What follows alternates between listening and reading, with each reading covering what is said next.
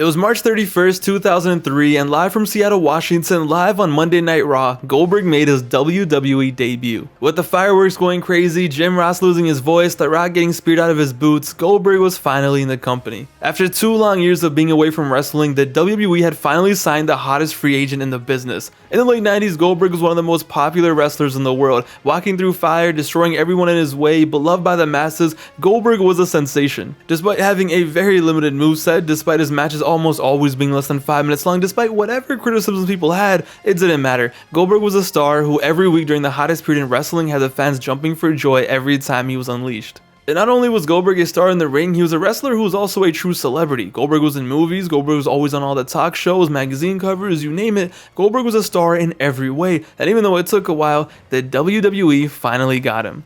It was supposed to be the beginning of an historic run for one of the biggest stars in wrestling history. Instead, it was the beginning of a career that to this day makes absolutely no sense. What happens when you mix a wrestler who doesn't really care about wrestling with a company who's paying him millions of dollars but has resentment for paying him millions of dollars? What happens when you mix a wrestler who is exactly what the company needs and the fans love, but everybody backstage hates? And what happens when the company books him like an idiot at age 36, but books him like a god when he's 51? You get one of the weirdest careers in WWE history. You get Goldberg in the WWE. The night Goldberg made his debut was a massive success, and it was obvious the fans were crazy hyped for his debut. When the return was announced the night before WrestleMania 19, you had 50,000 fans chanting his name at the biggest show of the year. He pulled up to Raw, said, "Rock, you're next," killed him, and just like that, off to the races. Goldberg in WCW was at his best when he didn't talk, he didn't do shit except go in there and kick ass, and it seemed like the company got it. This was him the next week. Goldberg's run in 03 was one of the weirdest runs we had ever seen. They did so many things right, yet did so many things wrong. He beat almost everyone, at the same time he felt like the biggest loser. They signed the hottest free agent in the world, paid him millions of dollars, and then did everything they could to completely change who the hell he was. Goldberg in WCW was at his best when he didn't talk. Well, it's time for comedy, pal. Goldberg was at his best when his matches were less than 10 minutes long. Get ready to go 15 minutes, buddy. Goldberg made his debut, and for the next month or so, instantly had a lot of his hype killed. He pulled up, and he was the most watered down version of Goldberg you could have imagined. Goldberg was supposed to be out here catching bodies, making bodies flip. Instead, he was out here getting his car stalled, chasing The Rock. Goldberg to me has always been really interesting because if you think about it, in theory, he's like the easiest wrestler to book. He's a big bald guy who doesn't need to talk, just goes out there, kills everyone, and somehow the crowd goes crazy every time. The entrance does like 60% of the work, the fireworks do the other 20%, and then it's like 20% spear and jackhammer. But the company tried to complicate this and wanted him to be like every other face. The stars were aligned in a way where this run should have been a home run in every way. One of the perfect things was Goldberg only signed a 1-year contract. He wasn't going to be there forever. He wasn't going to be there in 05, 06. So in theory, it was actually perfect. You have him for a year. Why not let him destroy everyone and kill everyone? Let's make a bunch of money, do some big money matches, and then before he leaves, he can do the honors and elevate someone. He won't overstay his welcome. And at this point, Raw desperately needed a face to counter Triple H in his prime terror mode. He was a huge star, he was a huge draw, the fans did want to see him, everybody was supposed to win. But no, his career in the company makes no sense. So the first month of Goldberg's run really watered down his image, like I said, but the wild part was comedy sketches on Raw were the least of his worries because backstage he had a whole other set of problems. Goldberg pulled up to the company as one of the highest paid wrestlers on the roster who at that point also had the least amount of dates required in his contract, and you combine the fact that he was from WCW and definitely had a superiority complex because of how successful he was in WCW, let's just say a lot of the wrestlers backstage weren't exactly welcoming him with open arms. That itself already puts him in a weird situation, but then there was another issue. Goldberg got his ass beat backstage just 1 week into his run with the company. Yeah, before Chris Jericho's stomach looked like Triple H's No Mercy character model, a young Chris Jericho confronted Goldberg, who had been talking shit about Jericho to Kevin Nash his first week in the company, and the two got into a backstage wrestling match, a backstage fight, which involved Jericho trying to choke out Goldberg, headlocks, body scissors, running through doors, and Goldberg pulling Jericho's hair? Just 1 week into his run, Goldberg was supposed to be this big, mighty monster of a man, the most intimidating man on the planet, who somehow convinced the world he was an MMA fighter, got clapped back. Here's Jericho. Imagine you start working in a new company and in your first week, Chris from accounting is beating your ass. Personally, I would have came back blasting. Jericho 10 years later said this in his book. In a way, I feel bad for Bill, as deep down, I know he's got a good heart, but when our international incident happened, it really got him off on the wrong foot with a lot of guys in the dressing room. When the word got out that David had taken on Goliath, I gained admiration, while Goldberg gained more resentment than he already had. 1 week in and everybody already hates him, 1 week in and he already got his ass beat by Chris Jericho, and 1 month in he's having a 15-minute match where he's selling his arm for 70% of it. Okay. But luckily for Billy, things turned around very quick, because the company decided to go all in on him. By May, they turned Goldberg back into a killer. No more fun and games, he was just out here dropping mother Canuckers, and every week the hype on Goldberg got bigger and bigger. Then eventually it was like, alright, Goldberg was really here and it was finally working. The crowd was loving him, the ratings got better, everything was perfect. And it was all leading to what was supposed to be this epic encounter. Triple H versus Goldberg at SummerSlam 2003. Announced at a press conference and everything, the promo was in full force. This was supposed to be the biggest match of the year. Triple H, who had been champion since December of 2002, who had cleared out the entire Raw roster, was finally going to meet his match, and the fans were so excited. Finally, Triple H was going to get his. Finally, Goldberg, who was insanely over, who was destroying everyone, who was back to being a beast, was finally going to destroy Triple H. By the summer of 2003, Goldberg had all of his aura back. Goldberg ending Triple H's run, closing out SummerSlam 2003, that's what the fans wanted. The fans needed it. They don't care if it was 2 minutes, 3 minutes, 5 minutes. They just wanted to see Goldberg go in there and destroy Triple H. It was so simple. It was all right there, but that makes too much sense. And this was where everything got flipped, turned upside down again. Triple H, a month before SummerSlam, suffers a quad injury, and the match with Goldberg is in severe jeopardy. But it's like, hey, at least he's gonna be in there with, Goldberg. If there's ever been a wrestler who can go in there, have a 3-4 minute match, and nobody's gonna complain about it, no one's gonna feel ripped off seeing Goldberg destroy Triple H in 3 minutes, this was it. This was the match.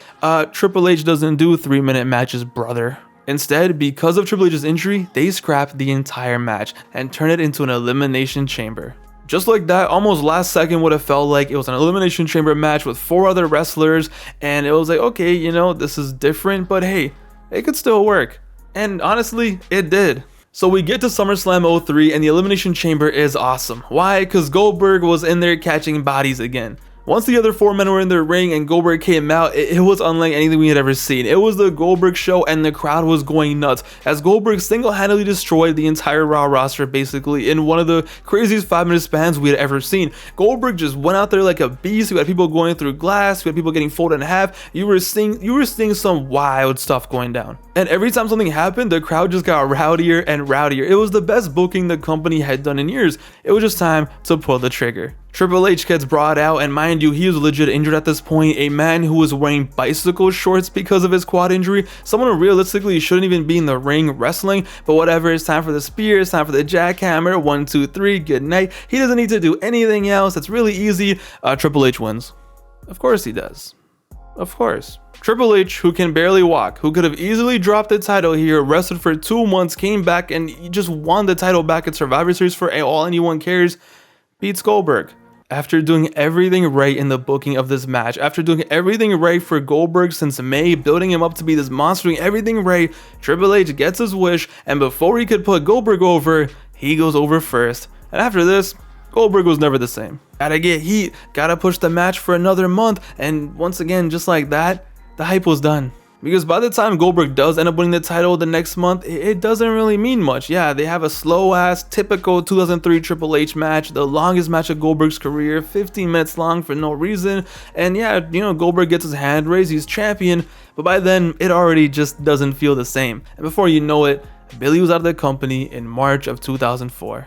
You just had both sides, and both sides were being idiots. One side didn't really care about wrestling. He was just, whatever, I'm here to make my money, I'll do whatever I want. He didn't really put in the work to get better. He didn't really want to fit in too much. He was just there for the money. And then the other side, they could have made a lot of money with this guy, but they're like, nah, we'd rather not. And as a result, who suffered? The fans, as usual. And in a situation where everybody would have won, dream matches, epic moments, he could have left putting someone over, but at the end of the day, nobody won.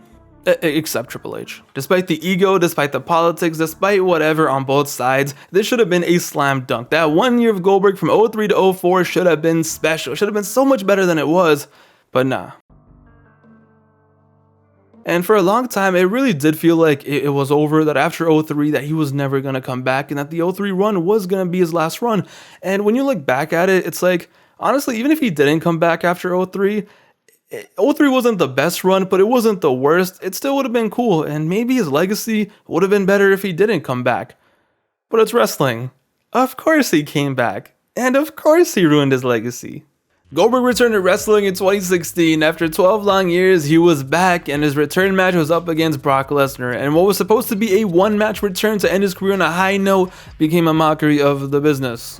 Goldberg came back and won his first match in 1 30 seconds, destroying the max prestige Brock Lesnar in a way we never thought we would see. Fast forward 3 months later, Goldberg became the Universal Champion in 22 seconds. Suddenly, apparently, the company had an epiphany out of nowhere. It just took like 13 years. Out of nowhere, these idiots remembered how to book Goldberg. The only issue was, he was 51 years old, and he wasn't beating Triple H for the title during his reign of terror. No, he was beating Kevin Owens and winning the title at 51 years old. But it was fine. It was kind of annoying, not gonna lie. Fastlane was kind of annoying, but it's fine. It was whatever. It all led to a legendary WrestleMania match with Brock Lesnar, which once again proved that the WWE knew exactly what to do with Goldberg the whole time. They just didn't want to do it until 2017. They had a 5-minute sprint, tore the house down, finishers everywhere, and they just had a total, in my opinion, a classic match. Everyone watching just had a blast. Goldberg lost the title to Brock, and all in all, his return, it was pretty fire. He came back, became champion, shocked the world in his first match, had a banger at WrestleMania, even had a Royal Rumble moment.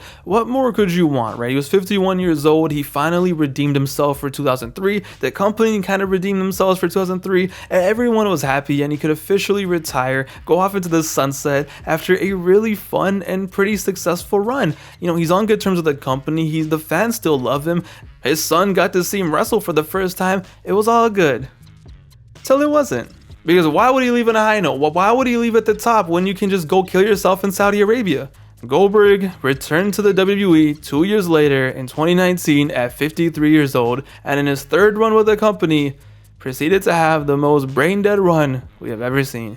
The same company that hated this man in 2003, now for some reason in 2019 loved this man like he was a second coming. Next thing you know, Goldberg is having a match with The Undertaker in Saudi Arabia, a match where these two almost legitimately kill each other, a match with so much CTE it doesn't make sense, and that wasn't enough. Him almost dying in the ring wasn't enough. Next thing you know, he's back a few months later having a squash match with Dolph Ziggler at SummerSlam, and next thing you know, because that wasn't enough after almost dying, he's in Saudi Arabia winning the Universal title. What the f is going on? It is the weirdest thing to look back at how in 2019 all the way up until 2022, for some reason Vince just fell in love with Goldberg again. For some reason Vince was like, I hate everyone else on the roster. Goldberg, this is my guy, this is my homie, this is my dog, and he just gets brought back every year, and we're just having some of the worst matches, almost dying in the ring, running out of breath, hitting his head on doors, just making a mockery of the business, somehow winning the world title,